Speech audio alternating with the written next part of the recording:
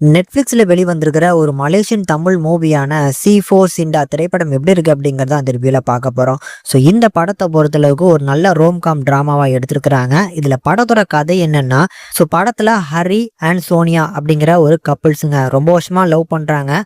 கூடிய சீக்கிரத்துல இவங்களுக்கு கல்யாணம் வீட்டில் வந்து பார்த்தீங்கன்னா நிச்சயம் பண்ணிட்டாங்க.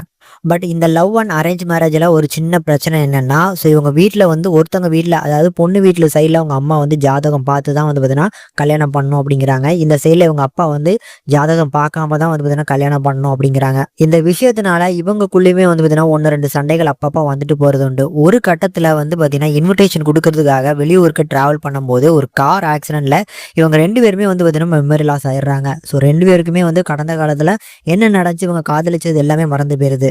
ஏற்கனவே 2 வீட்டு பேரண்ட்ஸ்லயுமே அரை மனசா சம்மதிச்சு, இதுல ஒரு கார் ஆக்சிடென்ட் அப்படிங்கிறதுனால இதுக்கப்புறம் இந்த கல்யாணம் வேணாம் அப்படின்னு சொல்லி பெரியவங்க முடிவு பண்ணி இவங்க 2 பேருக்கும் காதலிச்ச விஷயத்த சொல்லாம வந்து பார்த்தீங்கன்னா தனித்தனி ஊர்ல வந்து பார்த்தீங்கன்னா போக ஆரம்பிக்கிறாங்க. இதுக்கப்புறம் இவங்க 2 பேரும் சேர்ந்தாங்களாங்கிறது தான் படத்தோட கிளைமேக்ஸ். இந்த படத்தை பொறுத்தளவுக்கு எனக்கு ரொம்ப பிடிச்சிருந்தது. ரொம்ப அழகான ஒரு காதல் கதையா வந்து பார்த்தீங்கன்னா எடுத்திருக்கிறாங்க. ஃபர்ஸ்ட் ஹாஃப் வந்து கொஞ்சம் ப்ரிடிக்ட் பண்ற மாதிரி இருக்கு அப்படின்னாலுமே, செகண்ட் ஹாஃப்ல ரொம்ப எமோஷனலா இருக்கட்டும், அந்த ஹியூமரா இருக்கட்டும், எல்லாமே நல்லா ஒர்க் அவுட் ஆச்சு. அதுல அந்த வழக்கமா மலேசியன் மூவி அப்படின்னாலே ஒரு கிரிஞ்சான ஒரு படமா தான் எடுப்பாங்க. அதெல்லாம் கம்பேர் பண்ணும்போது இந்த படம் ஒரு பெட்டரான ஒரு படமா தான் கண்டிப்பா பிரசன்ட் ஆயிருக்கு. அதுக்கு ஒரு மேஜர் சப்போர்ட்டா இருக்கு அப்படின்னா இந்த படத்தோட அந்த கேஸ்டிங்ஸ் தான் சொல்லணும். ஏன்னா ஒவ்வொரு கேஸ்டிங்ஸும் சூப்பரா வந்து பார்த்தீங்கன்னா ரைட்டிங் வைஸ்மே நல்லா பண்ணியிருந்தாங்க.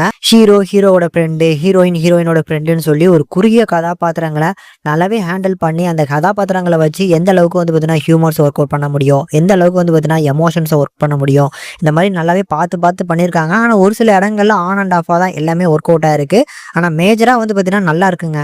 பெர்ஃபார்மன்ஸ்ல எல்லாருமே சூப்பரா பண்ணியிருக்கறனால கண்டிப்பா ஒரு நல்ல படம் தான். டெக்னிக்கல் வைஸும் பார்க்கும்போது ஒரு நல்ல சினிமோட்டோகிராஃபி கொடுத்துருக்காங்க. பேக்ரவுண்ட் ஸ்கோர் அண்ட் பிஜிஎம்ஸ் ஓரளவுக்கு நீட்டா இருக்கு. அதனால கண்டிப்பா பார்க்கக்கூடிய ஒரு நல்ல ரோம்காம் டிராமா தான். மிஸ் பண்ணிடாதீங்க. ஒருக்க ட்ரை பண்ணலாம்.